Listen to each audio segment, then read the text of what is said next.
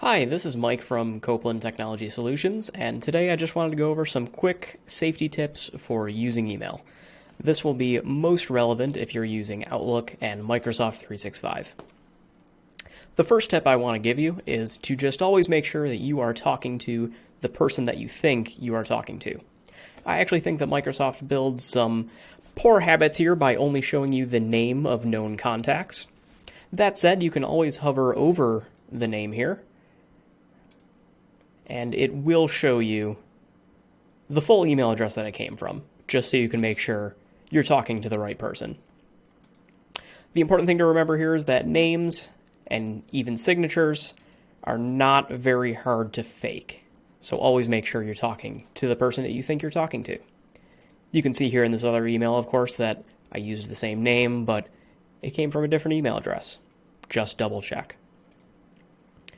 The next tip I'd like to show you is you may see the name that an email came from, the email address it came from, and then you may see another tag in parentheses that says it came via another email address.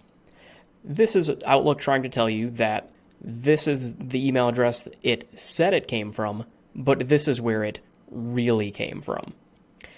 This doesn't mean it is definitely a scammer or spam, but it does mean that you should be suspicious.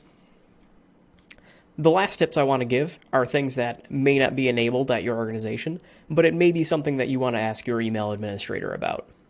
The first is called the First Contact Safety Tip. This is a message here that just tells you, hey, you don't often or you have never received mail from this sender. That's just to let you know, just in case.